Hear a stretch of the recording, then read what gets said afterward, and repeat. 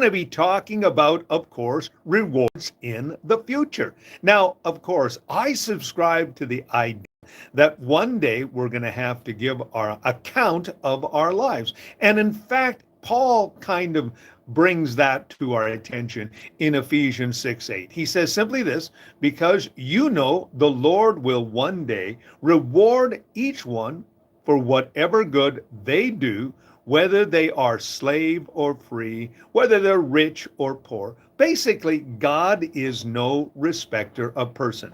Each one of us, whether have, billions of dollars or no dollars, one day we're going to have to stand and give an account.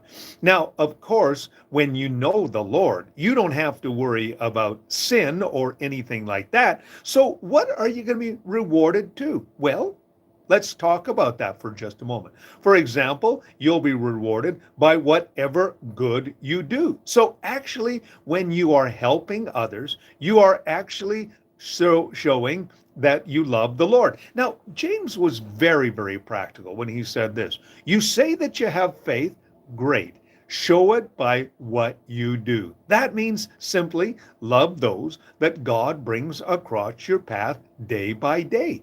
Choose to be a role model. Choose to be an equiper. Choose to be a mentor. That's the choice that you and I make. Now, there was a journalist that asked William Booth, can you put into one word what the Salvation Army is all about? Now, of course, we know that the Salvation Army is an incredible organization.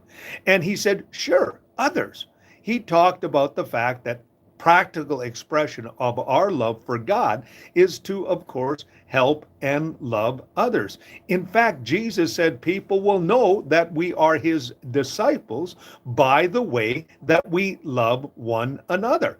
And there's a wonderful parable found in Matthew chapter 25. It's the parable of the sheep and the goats.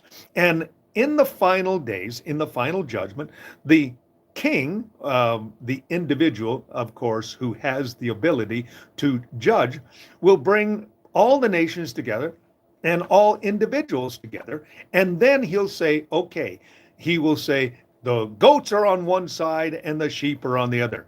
And the goats are those who neglected some very simple things.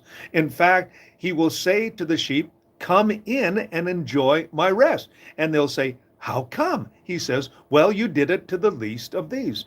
They said, the least of these. Yeah, with those that were in prison, those that needed food, clothing, transportation, and shelter, those who were sick, those who needed to be, protected, to help the vulnerable. And they'll say, well, when did we do that? He said, when you did it to the least of these, you did it to me. It was Mother Teresa that was asked this question. How can you minister to the lepers in Calcutta? She said, I look at each one as Jesus in his distressing disguise. So you and I have an opportunity today to rise to the occasion, to help the vulnerable, to help those that need help right now. And it's a real challenge these days because there's all kinds of economic, political, social, cultural, educational challenges these days. And there needs to be somebody out there that can provide some stability. Not only does the Lord provide that stability, but we provide that stability as well. So it's really important that each one of us say today, okay, I'm going to do my part. Now, there are many ways in which you can do it. For example, in a very short period of time, on this radio station, which I am associated with, we're going to be having a radiothon for Hope Mission. Now, Hope Mission, of course, is an organization, a Christian organization in the city of Edmonton, where I happen to minister and live. And the simple fact is, now, please understand, there is lots of organizations in your community. There may be a community food bank. There may be, something happening within your church. Maybe there's a volunteer organization that you can be involved in. So there are many different ways that you can pay back, or maybe I should say, pay forward. And all of this, of course, is to alleviate and help others. That's what we're really called to do. And human kindness can be so valuable.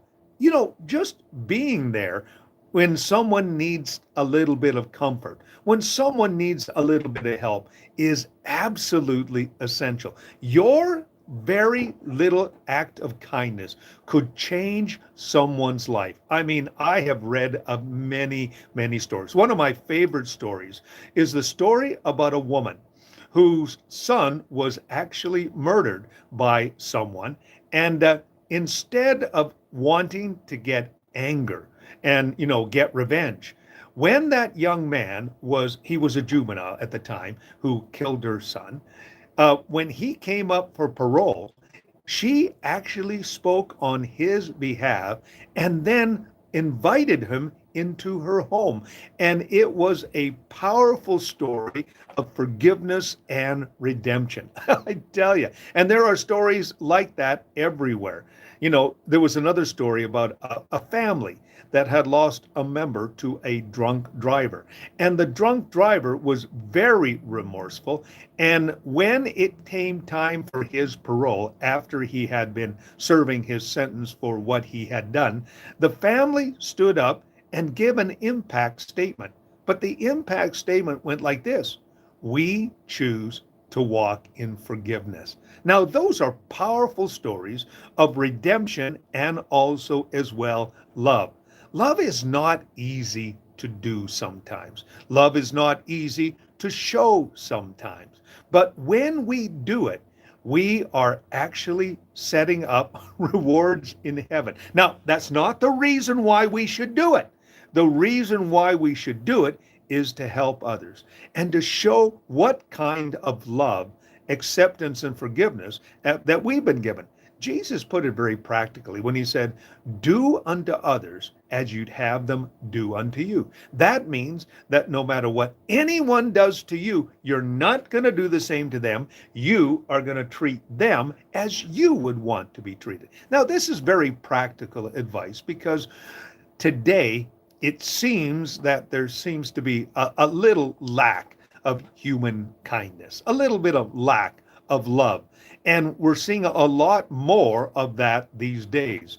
And whether it's on the political realm or the social realm or the economic realm or the educational realm, we see a lot of lack of, love and kindness and grace and mercy. So let's be those distributors. Let's be those exhibitors in our world today. Yes, we will be rewarded. And I want to give you a little bit of a thought here, and that is simply this: that whatever you sow, you are going to reap.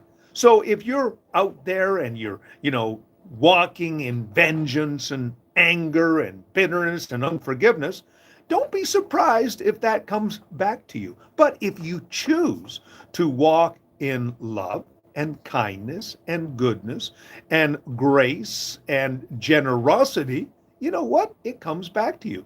In fact, there was a guy named Warren Buffett. He's a well-known American investor. And he said the one thing that his dad constantly talked to him about was, he said, "Warren, make sure that you're generous." And he has been very, very generous. In fact, about 15 years ago, he actually gave $34 billion, of course, to charity. Now, of course, if he's looking for some sort of reward from the Lord, he won't get it because all the world said, "Oh, you're so generous." But, the Bible does tell us that we should actually not let our left hand know what our right hand is doing. What that means is whatever you do in what we would call silence, or do it without some sort of fanfare. Do it as unto the Lord, and that way you'll be rewarded. And that way also as well, you'll have the satisfaction of knowing that you helped someone along in life. And that's what it's all about, giving that foot up. So I think that that's a good thing to do today. Well, if you like what you've been hearing and seeing, I always encourage you to press the like button and subscribe to my YouTube channel. My name is Robert Dean Steele. Think about what I've said today.